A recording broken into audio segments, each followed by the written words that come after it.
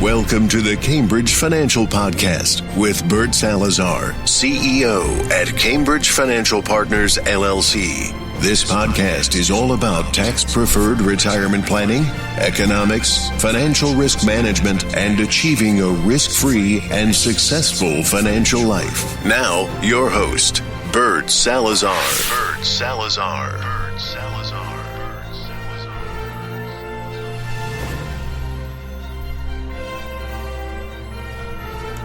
Hey, good day, everyone. My name is Bert Salazar, and I am the host of the Bert Salazar Show. This is episode 140, so we've been doing this for quite some time, and the title for this episode is Financial Empathy with a Hammer. So you would try to figure out what does financial empathy and a hammer have to do with one another, but I'm going to share some things with you as we approach the end of 2020. In so many ways, I'm so glad that 2020 is almost over, but there's still going to be a lot of things that we're going to have to pay attention to in 2021. So I'm going to kind of give you today a little bit of a rundown. Now, I did close my office a week ago, so I'm not opening my office back until January 10th. And I take this time not only to take a look at my business, prepare all the business plans, take a look at all my clients, segment all my clients from a business standpoint as to reviews and things that I need to do with them on a quarterly basis and so forth. But I will continue to do the podcast because it's a promise that I have made to all of you to do one a week, and I have not missed a week yet. And I'm not about to do that. So what I'd like to do today, I want to talk about a couple of things. Number one, I want to kind of give you a refresher of what I call the Armageddon of 2020. And number two, which is even more important, what to watch for in 2021. So there are a lot of things happening in the marketplace as we look at all the changes that are taking place because of the COVID-19 pandemic and so forth. But I remember a quote by J. Paul Getty many, many years ago, and he basically said that if you can count your money, then you don't have $1 billion. And I think that would be applicable to everyone watching or listening to this podcast. And for the vast majority, and 99% of all Americans throughout the United States, and most of the 99% of the entire world. So, I think one of the main questions that we need to consider when we take a look at the Armageddon of 2020 is, what have we learned? What have you learned? What has your family learned? What have we all learned from this pandemic of the Armageddon 2020 that we're going through now? Well, there's one thing that I've been saying for many, many years, and what we have learned is that you cannot predict a financial outcome. I don't care how good your numbers are. I don't care how well your plan is.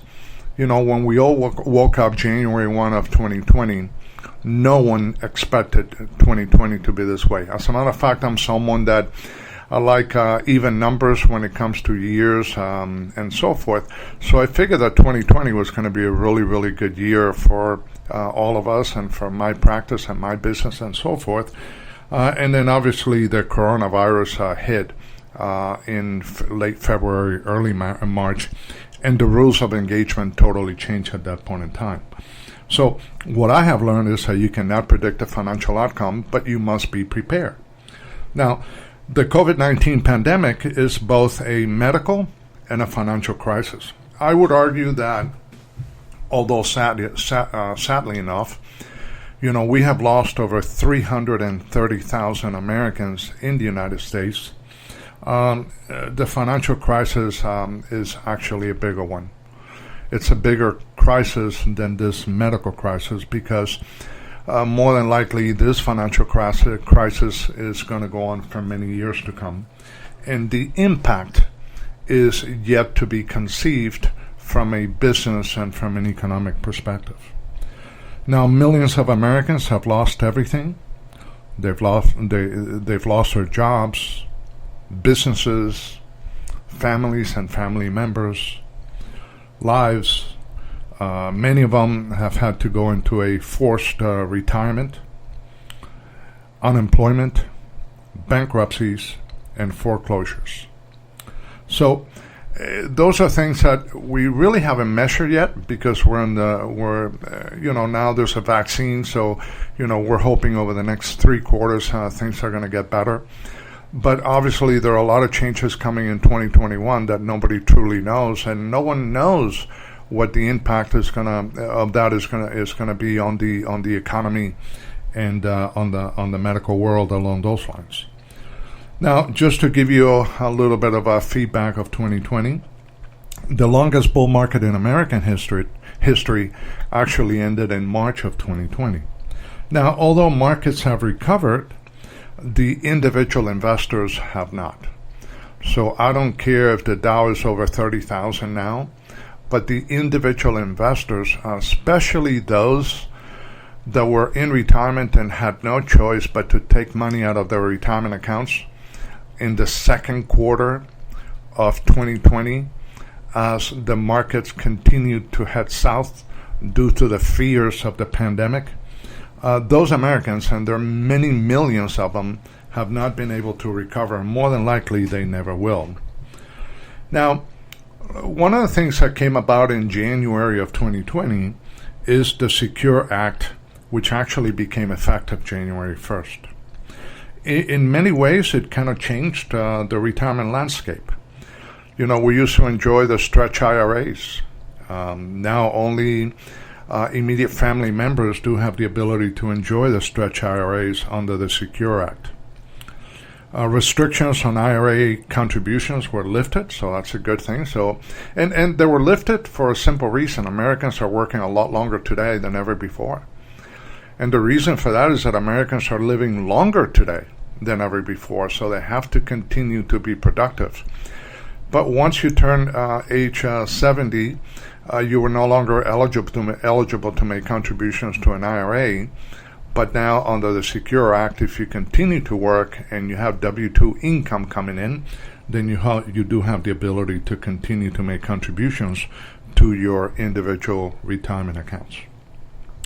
Now, because of the pandemic, there was a delayed RMD under the Secure Act, and actually that one was under the Secure Act even before the pandemic came into being, basically saying that the required minimum distributions was used to be for everyone at age 70 and a half. So once you hit the age of 70 and a half, you needed to start taking distributions out of your retirement accounts, whether you wanted to or not, whether you needed the money or not, and whether you were still employed or not. But now under the Secure Act, now that has been moved to age 72. So at least, we have been able to buy an extra couple of years without having to be forced to take the required minimum distributions, which is a good thing for the vast majority of Americans. Now, for many of you, if you're in retirement, I don't care if you're 68, 69, 70, 71, most of you cannot afford to just allow the RMDs to continue to grow tax deferred. Because of your retirement needs, you're going to have to go into those retirement accounts every single year in order to maintain your standard of living. Now, under the Secure Act, there was also a flexibility of the new 10-year payout rule for inherited accounts. So if you inherited an account, you had to distribute all of the assets in that account within a 10-year period.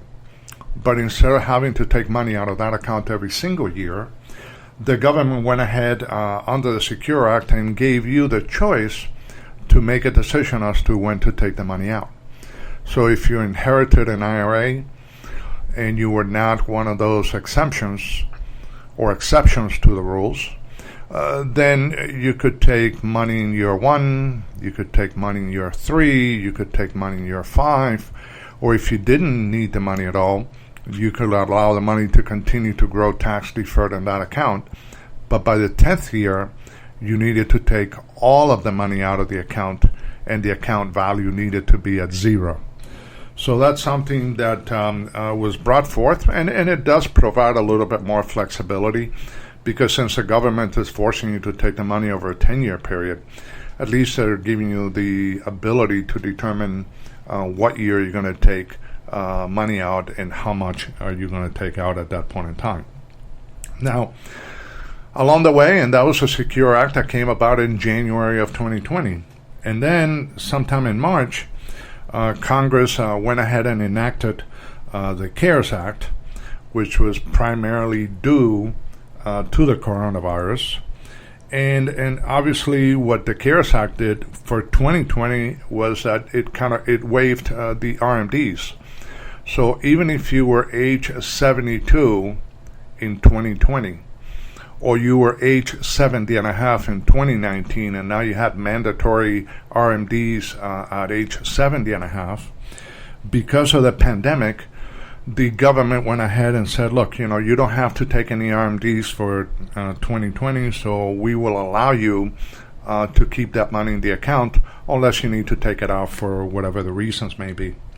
Now, another thing that it allows you to do is if you don't need that RMD that you should have taken in 2020, but you receive a waiver, you could actually take that RMD and roll it to a Roth, because under previous rules, if you wanted to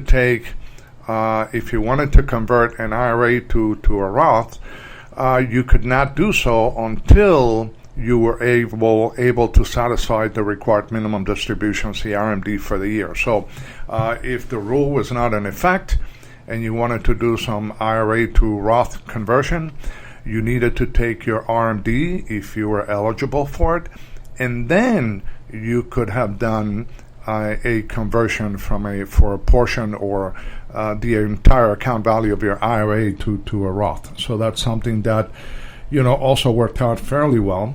And then another big issue, once again because of the COVID-19, is that the government now allows you to take penalty-free coronavirus-related distributions from retirement accounts. And the maximum is $100,000 that you can take without having to pay that 10% premature distribution penalty. And then they give you the ability to pay the tax over a 3-year period. So it's not going to have such a major impact in having to pay the tax, all of the taxes at once in the year that you take the money out. So that worked out okay. What else happened during the Armageddon of 2020? Well, President Trump lost the election, and the Democrats, and that remains to be seen, may actually control the House, the Senate, and the White House. Well, right now, according to the way things are, in 2021, the Democrats are going to control the House, and obviously the Democrats and Joe Biden and Kamala Harris are going to be controlling the White House. So the big question is going to be who's going to control the Senate, and that decision is going to be made in Georgia on January 5th.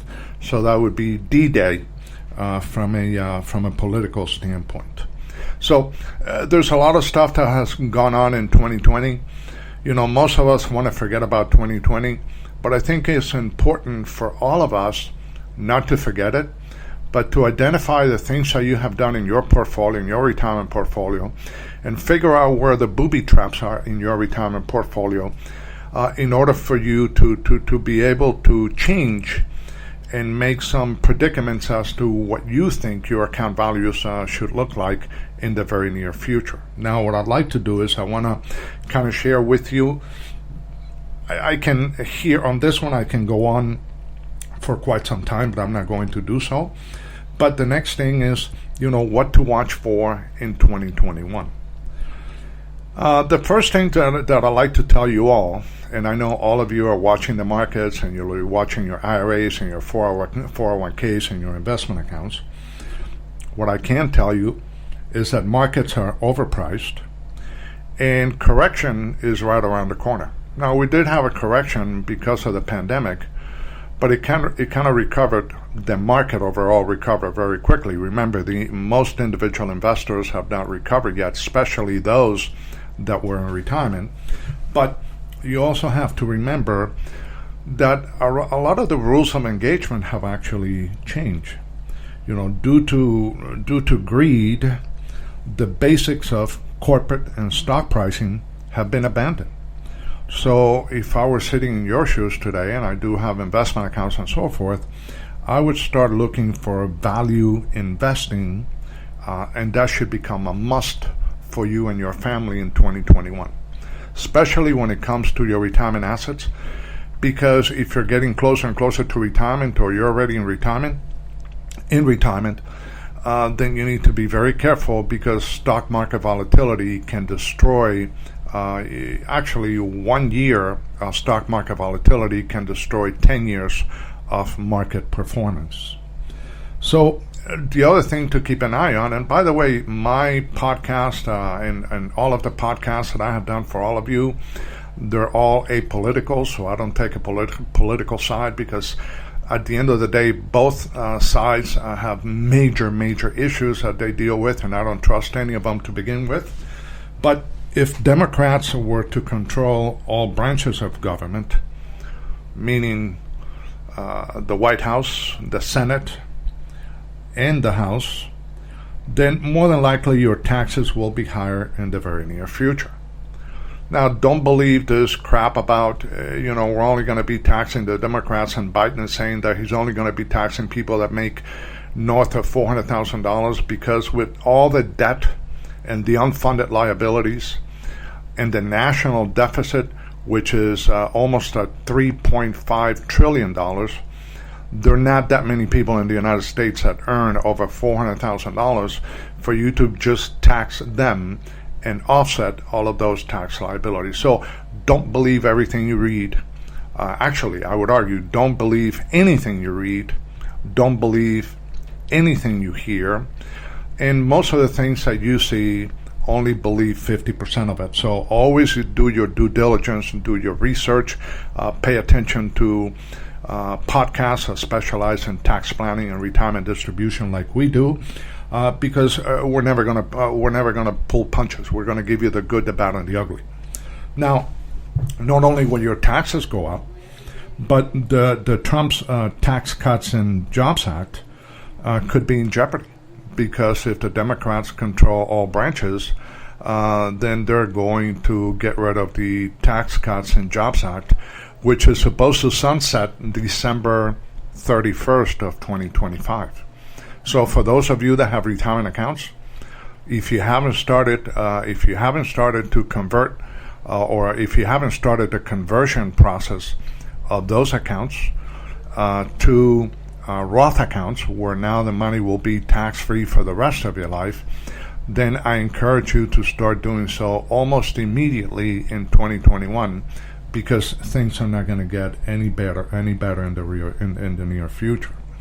Now, if Republicans are able to hold and control the Senate, then they would kind of create a buffer between the White House and the House of Representatives. And actually the markets may benefit from it, because one of the things that I have noticed over many years, and I've been in this industry over 30 years, the markets like balance, and the markets don't like it too much when one party gets to control all of the chess that is being played in Washington, because if they control it all, they can pretty much do whatever it is that they want to do. So they always like the idea to have, a buffering in the middle that can prevent some of these things from happening. But we're not going to know about this until hopefully January 5th. But the way this past election went, and how long it took many of the states to be able to disclose who won the election, who knows? But hopefully January 5th we'll be in a much better position to make some decisions for 2021 and beyond. What else should you watch for in 2021? Well, keep an eye on inflation.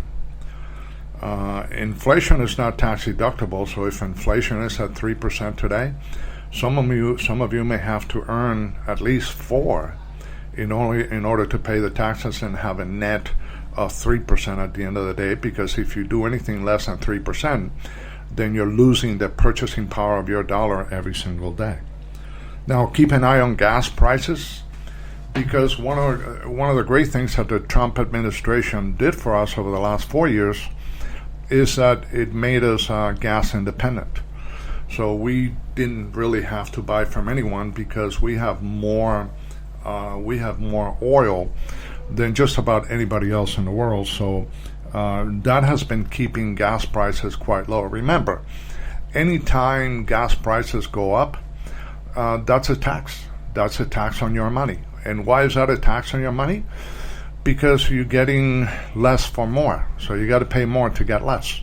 So that's an additional tax that you're paying for. So be careful with the taxes. Be careful with inflation. Be careful with gas prices. Another major event that most of us are not paying attention to. Now, I pay attention to it because, this is what I do for a living. But most Americans are not paying attention to this. Keep an eye on foreclosures and bankruptcies, because they will definitely slow down the economy. See, a lot of people have filed for bankruptcy, and there are millions of foreclosures in 2020 that have been filed in the United States. But most of the banking institutions have not acted upon it. And Congress has been placing a lot of pressure because of the coronavirus pandemic and so forth, forcing the banks not to move forward with foreclosures.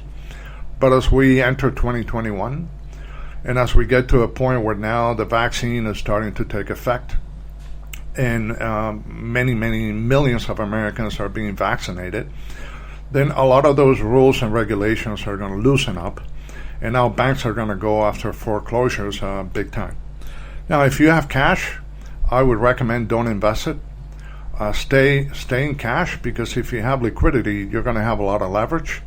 If you're in the real estate business, you may very well be able to pick up some good real estate properties at a low price or lower price than previously forecasted, because of the amount of foreclosures that we're going to see in the marketplace in 2021 and beyond, because this is going to go on for the next 3 to 5 years at least. And then obviously bankruptcies, you're resetting, and millions of Americans have had no choice but to reset their finances and start from scratch all over again. And that also has a negative connotation to the markets and to the economy overall. More than likely, keep an eye on spending, because spending will continue like there's no tomorrow. And this applies to both Republicans and Democrats. I don't like any of them because, all Americans work very hard for their money. And when we pay our taxes, we're hoping that the people that are making all these decisions, and by the way, yeah, I know it is our fault, because at the end of the day, we're the ones voting for these imbeciles in Congress, but none of them have any type of economic background. They're throwing, obviously, they're very good at OPM, which is other people's money, or the use of OPM, the use of other people's money. And now, we're now in December of 2020, and the new package came out, which President Trump just vetoed, and he was giving billions and billions of dollars to major enterprises in the United States, hundreds of millions and billions of dollars to foreign countries and foreign governments for things that no one is ever going to be able to control. And yet, the average American was going to receive $600 as a stimulus check. And by the way, if you make more than $75,000, then obviously you're not going to get the full $600. And if you make over $100,000, then you don't get any of it, or actually is $99,000 more or less. You don't get any of it. So at the end of the day, they're taking your money.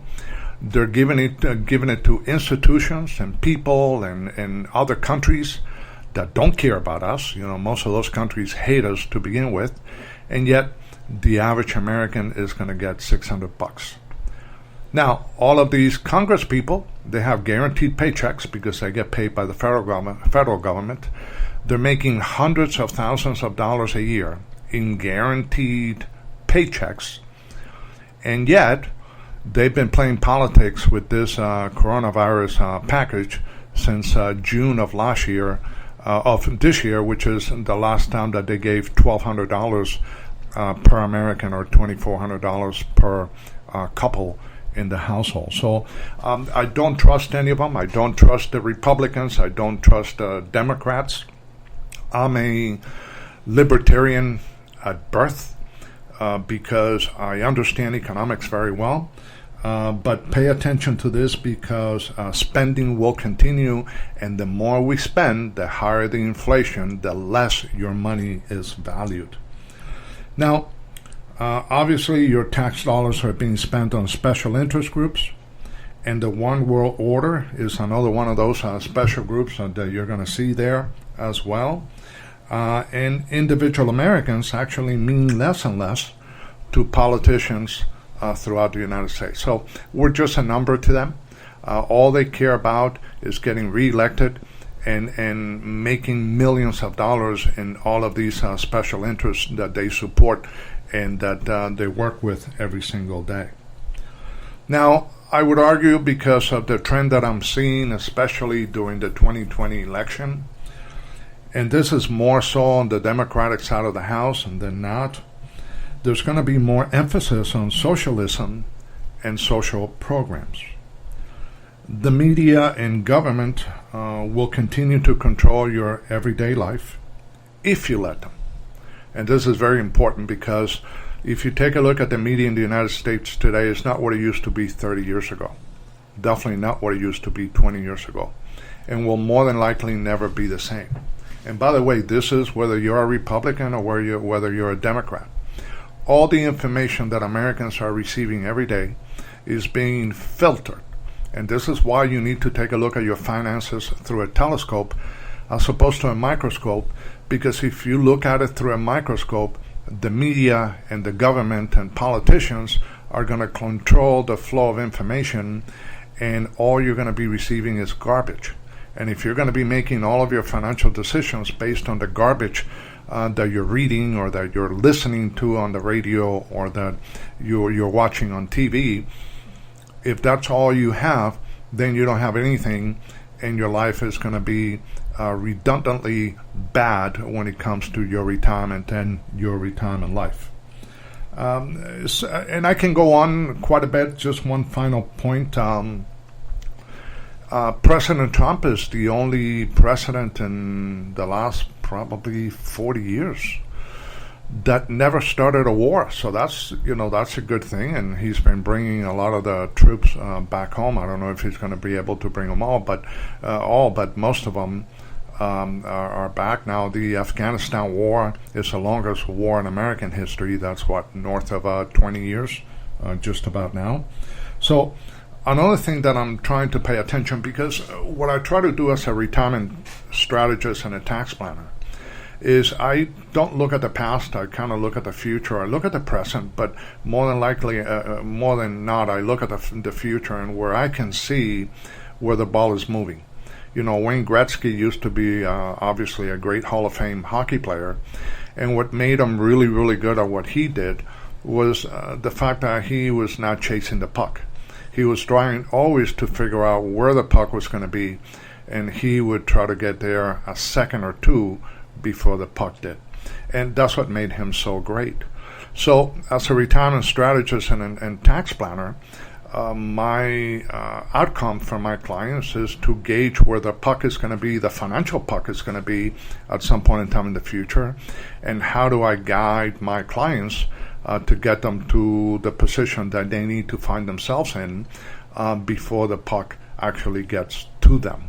So another question that I have is, will 2021 be America first or America last?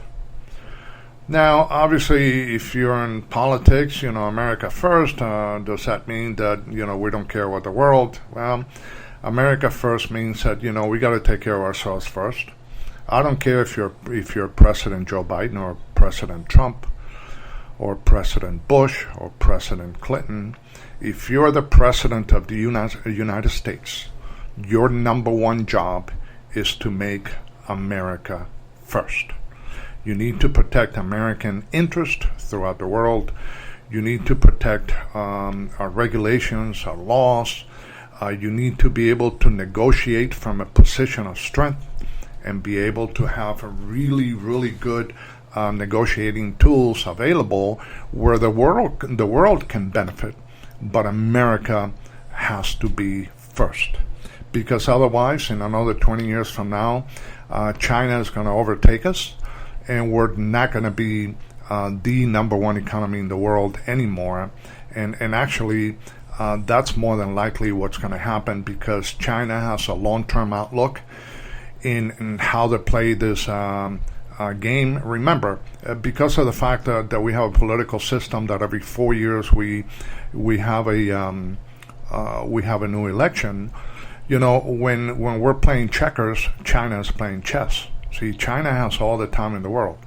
Now, I still love our system, and obviously capitalism is the number one system in the world, but I think we also need to start playing chess in some of the financial decisions that our government makes when it comes to doing business abroad, because we need to have America first and not America last.